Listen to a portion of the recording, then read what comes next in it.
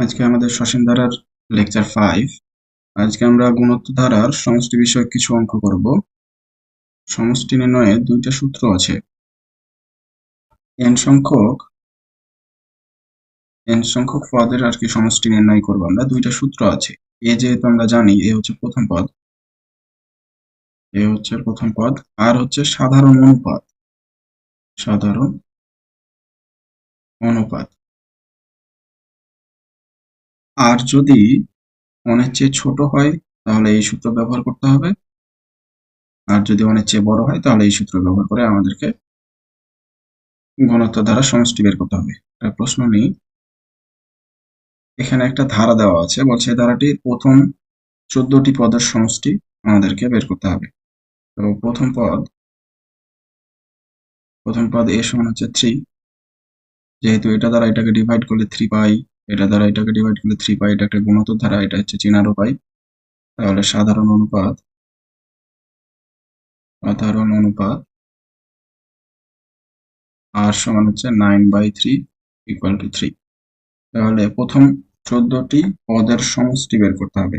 তার আগে এখানে আমরা খেয়াল করি আর এর মান 3, তার মানে অনেক থেকে বড়, অর্থাৎ আমাদের এখানে যে 2 নম্বর সূত্রটা ছিল অনেক চেয়ে বড়, 2 নম্বর সূত্রটা, এটা আমাদেরকে ব্যবহার করতে হবে এখানে। তাহলে n সংখ্যক 14 পদের সমষ্টি আর কি, 14টা পদে প্রথম 14টি পদের সমষ্টি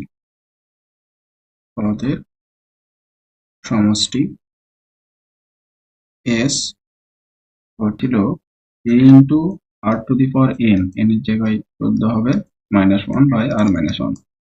a এর মান হচ্ছে 3, r এর মানও 3, তাহলে 3 ইন্টু 3 টু দি পাওয়ার 14-1/3-1, তার মানে 3/2 টু দি পাওয়ার 14-1। এইটাই হচ্ছে প্রথম 14টি পদের সমষ্টি এই ধারা। আরেকটা প্রশ্ন নেই, এখানে একটা ধারা দেওয়া আছে 1 -1 + 1 এভাবে। এটার আমাদেরকে 2n+1 সংখ্যক পদের সমষ্টি নির্ণয় করতে হবে।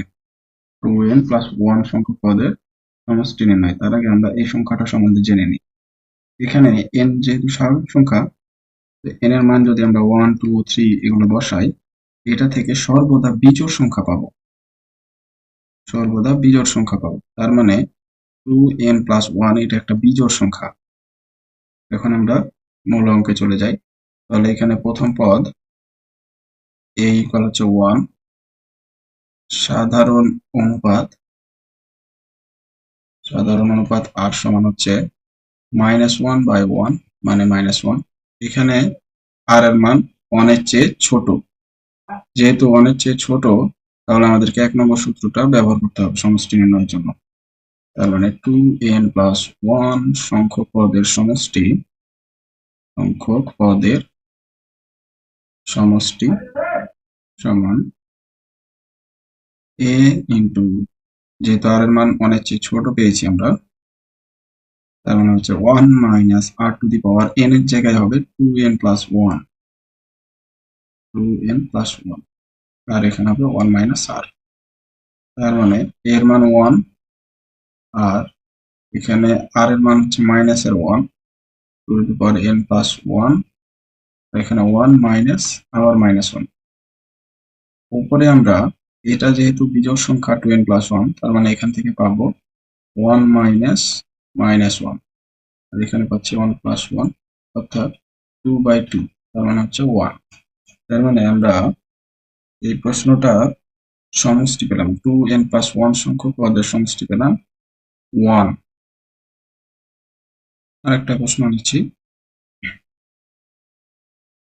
বলছে এই ধারাটার n সংখ্যক পদের সমষ্টি হচ্ছে 254, তাহলে আমাদের বের করতে হবে n এর মান। এবং এখানে প্রথম পদ a হচ্ছে 2, সাধারণ অনুপাত r হচ্ছে 4/2 ইকুয়াল টু, এটা হচ্ছে r হচ্ছে 1 এর চেয়ে বড়। n সংখ্যক পদের সমষ্টি হচ্ছে 254, তার মানে প্রশ্ন মতে n সংখ্যক পদের সমষ্টির সূত্র ছিল a into r to the power n minus 1 by r minus 1 equal এখানে তাহলে 254 হবে। এখানে a আর r এর মানটা আমরা বসাই দিব। a এর মান পেয়েছি 2, r এর মানও পেয়েছি 2।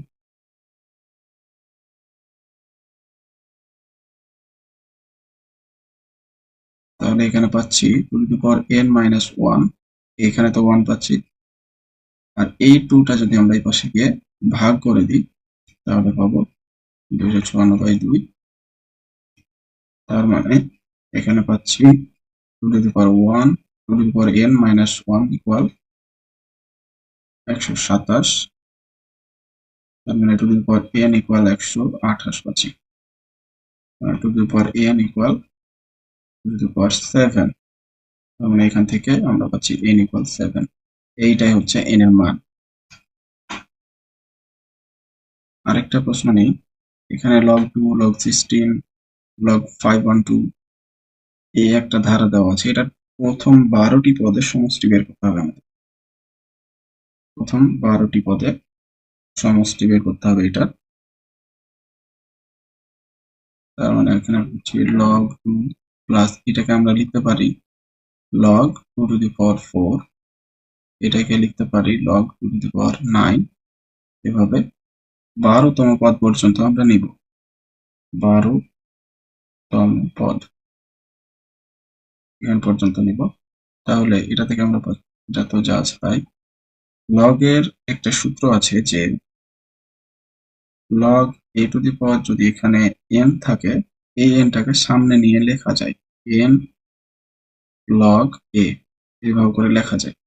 তার মানে এখানে তাহলে হবে 4 log 2, এখানে হবে 9 log 2, এভাবে 12তম পদ পর্যন্ত। সবগুলোতে log 2 আছে, আমরা log 2 কমন নিয়ে নেব। তাহলে এখানে থাকবে 1 প্লাস 4 প্লাস 9, এভাবে 12তম পদ পর্যন্ত। 12তম পদ। আর এখানে log 2 গুণ আকারে থাকবে। ভেতরেরটাকে আমরা এভাবে লিখতে পারি স্বাভাবিক সংখ্যার বর্গের সমষ্টি আকারে। 12তম পদে তাহলে 12 স্কোয়ার হবে log 2। এইটার সমষ্টি বের করার সূত্র আমরা ইতিপূর্বে শিখেছি n into n plus 1 into 2n plus 1 by 6 এর সাথে log। এটাকে যদি আমরা একটু ক্যালকুলেট করি তাহলে 12 গুণিত 13 হবে গুণিত 25 বাই 6 log। এটা ক্যালকুলেটরের সাহায্যে ক্যালকুলেট করলে আমরা পাবো 650 log 2। এইটাই হচ্ছে ওই ধারাটা প্রথম 12টি পদের যোগফল।